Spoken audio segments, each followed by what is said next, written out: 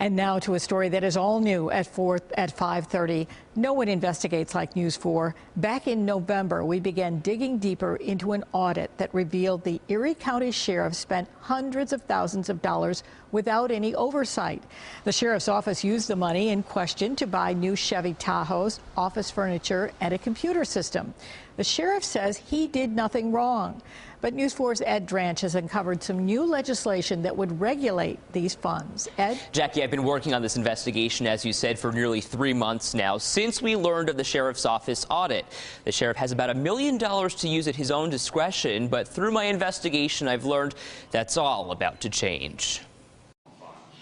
Former Erie County Comptroller David Shenk calls it is the closest thing to a legalized slush fund that there is. About $1 million made in part from inmates at the Erie County Holding Center. It's used at Sheriff Tim Howard's discretion. Profits from the inmates that are used to not burden the taxpayer with a similar expense. The money comes from the telephone fund, a bank account exclusively for money made from prisoners making phone calls. According to this recent audit done by the Erie County Comptroller's office, the fund is worth more than $700,000. The Sheriff's office receives a 47% commission on inmate calls as part of a contract with Public Communication Services, with a minimum annual guarantee of $500,000. It's a sum of money that only the sheriff has access to, much to the distress of Erie County Executive Mark Polenkars.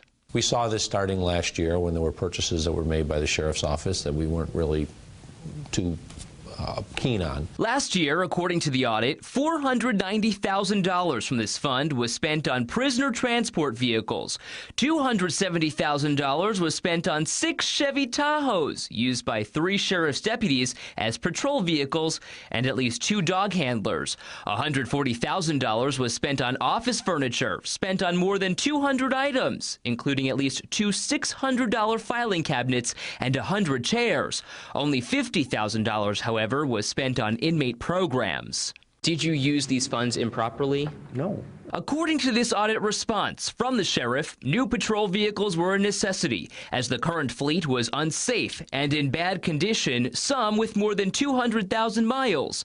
As for the furniture, the sheriff was planning to move his administrative offices elsewhere as part of an agreement under the Collins administration. So Howard purchased new furniture rather than moving the outdated furniture he already had. But Polenkars called that a paper move only, suggesting that move would never happen. The sheriff in this response said it was too late to return the furniture. If the sheriff wanted to buy an aircraft, he could buy an aircraft. Legally, the sheriff can use the money however he wants. There's simply no guideline as to how it should be spent. And Howard says there's not enough money in his general fund budget to spend on things he needs, so he was using the unregulated telephone fund as his plan B. Well, the sheriff for many years has been saying there's not enough money to spend. I think every department head agrees that they wish they had more money to spend, but you got to spend within the allotment that you receive.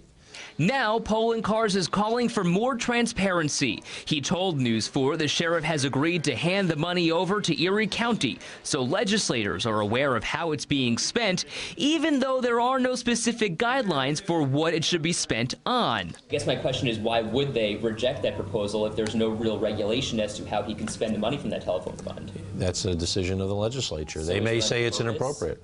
It's another oversight level. On top of the agreement already reached between the Erie County Executive and the Sheriff, a resolution is now working its way through the county legislature that would mandate how the money is actually spent. $1 million in just kind of uncontrolled money, that's a big deal. It's a huge deal. Legislators Tim Hoags and Betty Jean Grant are putting forth that resolution that would direct the sheriff to spend 40% of that money on inmate rehabilitation and educational programs, while 60% would be spent on other purposes approved by the county legislature.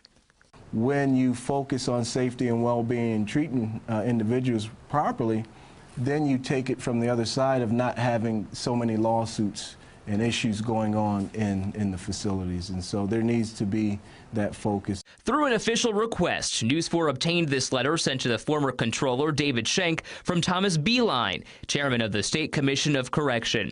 In the letter, he writes, the commission does not contemplate statewide regulatory changes at this time. Rather, enactment of a local law or resolution is the only way things will change. That if the sheriff wants to spend any money from it, he needs to receive legislative approval to do so. Polencars notes the sheriff did nothing wrong in spending hundreds of thousands of dollars on replacement office furniture and a replacement fleet. Instead, he says the days of making unregulated purchases are over.